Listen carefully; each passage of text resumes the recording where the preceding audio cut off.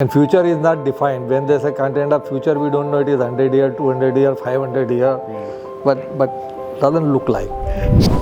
I always used to say, two things I used to say to the clients, that number one, performance is ownership neutral.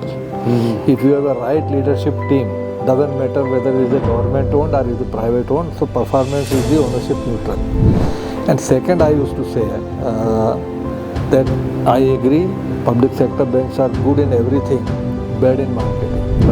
But, young people, not only that stock market, everyone is finding F&O looks like a very, less capital and more turnover, but hugely risky.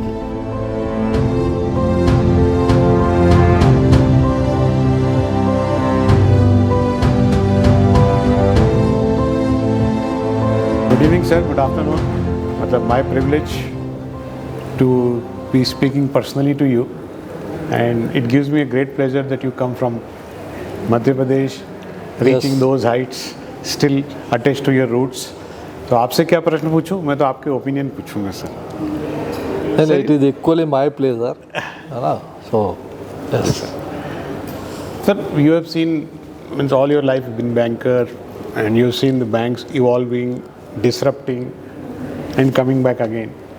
Sir, ये private sector bank और public sector bank, private sector bank जब आए तो मैं बोल रहा था कि पब्लिक सेक्टर बैंक ऐसा लगा था कि चलेंगे नहीं, but public sector banks have come up, they stood firm, and now they are as good as, many of them are as good as the private sector bank. So what is this change? मतलब कि private sector public sector में ऐसा क्या हुआ कि ये public sector जो कुछ डिसएडवांटेज पे थे उनको कुछ एडवांटेज मिला, या पब्लिक सेक्टर ने अपना कल्चर चेंज किया, या मार्केट डिमांड या प्रेशर इतना था कि उनको आगे बढ़ना पड़ा? I think I would say it's a combination of 3-4 things. And before that, let me tell you, when I was heading Bank of Baroda, I always used to say, two things I used to say to the clients, that number one, performance is ownership neutral. If you have a right leadership team, doesn't matter whether it is a government owned or it is a private owned, so performance is the ownership neutral. And second, I used to say that I agree, public sector banks are good in everything, bad in marketing. They don't know how to do the marketing. But I also used to say that we are slow in making friends, but we are even slower in breaking them.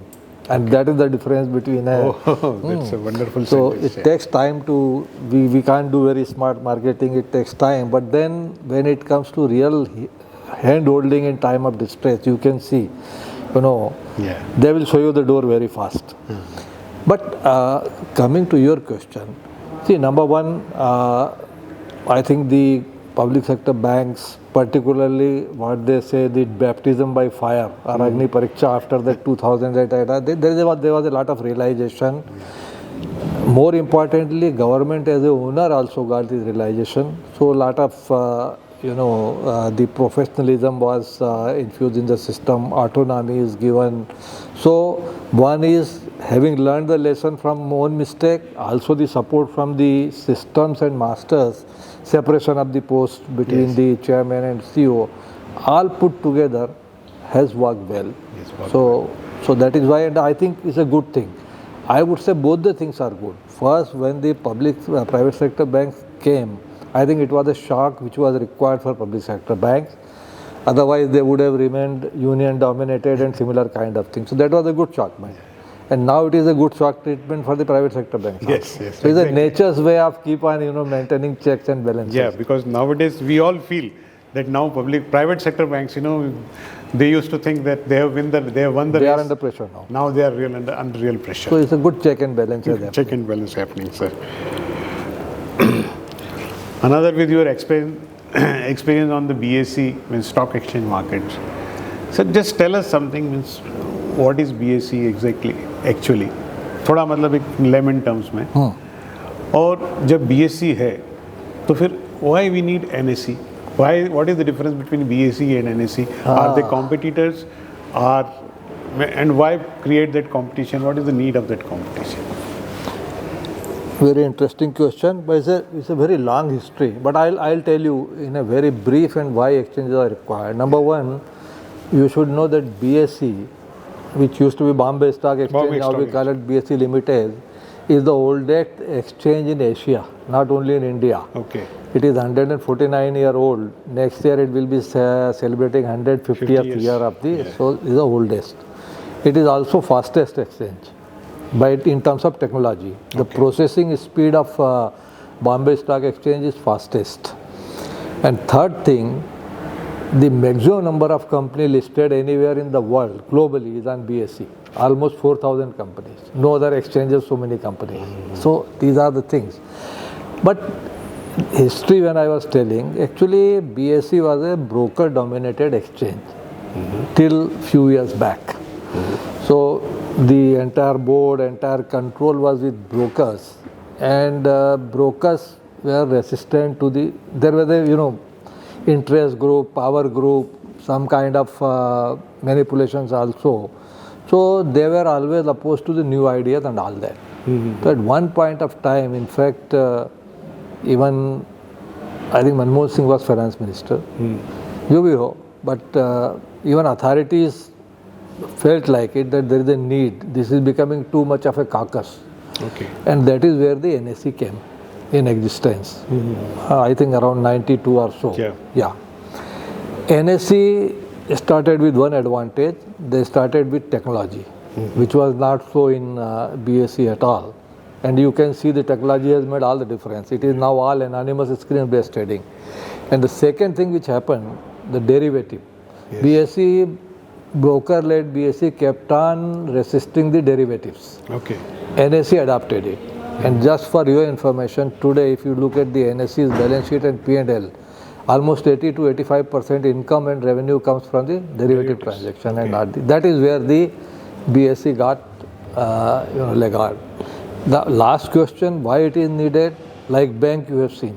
Because there was a competition, there is so much improvement and customers are getting benefited. Same is true of exchange. If there is a monopoly, there is always a risk. Okay. So there has to be a competition. So that is the competition, that's why BSE and NSE. Competition plus these are the market infrastructure institution. Okay. Suppose for any reason, if there is a breakdown in one exchange, it can have very, very serious impact. Particularly, even more impact than banks, because so much, millions and billions dollars, foreign funds also getting traded every day. You can't imagine a situation where for 1, 2, 3 days there are no. So both the purposes. Yeah. The financial education, so you have delved into that area also.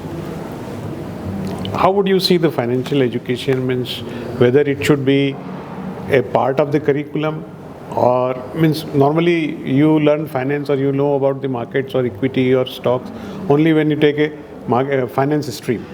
But is it not now? Is it not that means now the time has come is where all of us should know some background of the finance. So, what do you think? What are your thoughts on the financial education for the? So it's very important. Understand one thing. As of today, every organization, means every regulator, every regulated entity, everyone is spending time in financial education and awareness. But then it has become very fragmented. For example, SEBI does for the security market, RBI, there are beautiful booklets, even small booklets for the new investors and new depositors to understand. All the then regulated, so stock exchanges are also doing, even some of the brokers are doing, but these are fragmented. But financial education is very, very important, and to my mind, apart from, like if you or I do today, it is like a adult literacy classes, which is an add-on. But what is important, it should become right from the catch them young. It should be a part of curricula, right in the, at least I would say high school level. Because it should not be restricted only to the people who take finance stream or a commerce stream.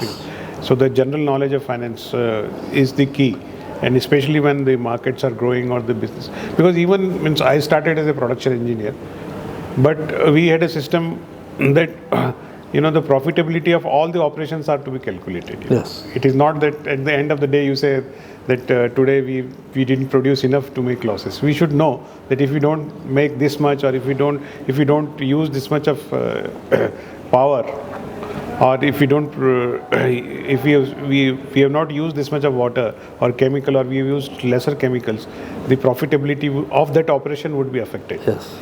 So that kind of education also across the functions, has become important. That's why That is important, and I mean to say, educating what to do is one part, but I think even more important is what not to do. Like today, if you look at, young people, Yes. not only that stock market, everyone is finding F&O looks like a very, less capital and more turnover, Yeah. but hugely risky. very risky. So those are the awareness also, and risk awareness, that is also very important.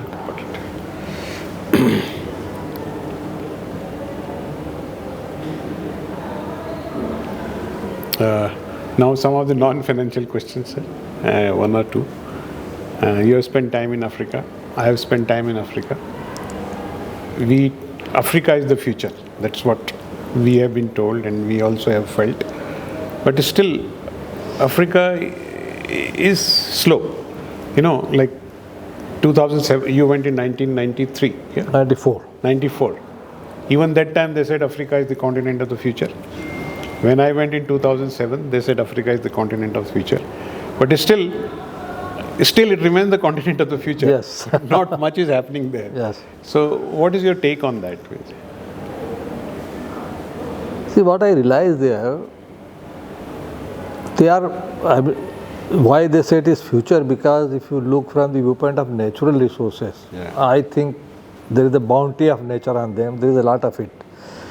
But ultimately, resources are hidden in the earth only as long as they are not, used, and for that you need the enterprise. That problem is still there. Other thing I am finding that this too much of fragmentation, too much of tribalism, those kind of things there. So, frankly, if you ask me, I don't see any change coming very soon. Maybe it will come, but Yes, it's not coming very soon. And future is not defined. When there's a content of future, we don't know it is 100 year, 200 year, 500 year, but doesn't look like. So you are very right, Yeah, it still means. So there's. Honestly, I tell you, when it must be your experience also, but particularly in the banking, like we had a whole subsidiary in Uganda, the Bank of Baroda, with 7-8 branches and a subsidiary. And I would say on your operation, you really earn indecent margins there, I would say. This kind of margins are not in there. But then out of that margin, consciously, suppose spread is 7 to 8%. Yes. We always, took it granted that 2 to 3% will go into the frauds. Okay. So still you have 4-5%. Now our, the management mentality here will be little different. 5-8% is very good, but 3% fraud means why? Why? But that is the given ground reality of that continent. That's it. Yeah, I fully agree on these unreasonable margins, but slowly it is coming down. But it is unreasonable margins. I also have experienced. In business also there are. That is why I use the word indecent. So that from Uganda, you have been to Europe, you have been to London. Now, since we all travel to Europe, we all read about Europe. Now they say Europe is saturated.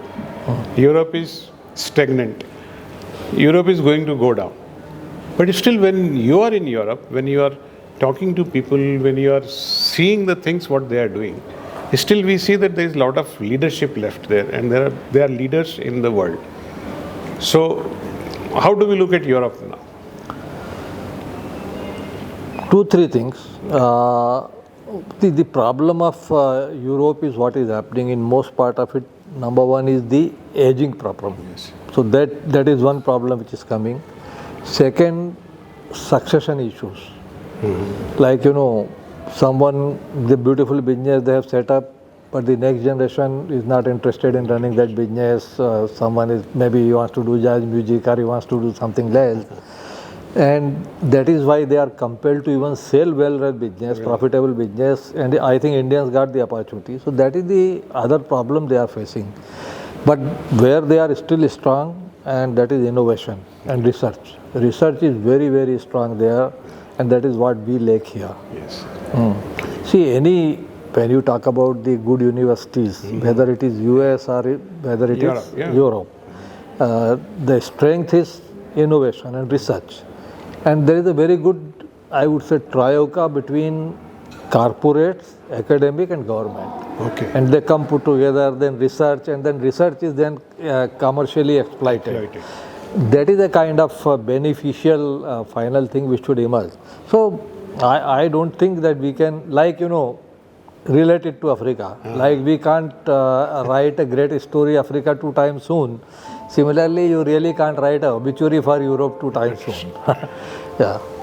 Thank you, sir. It was a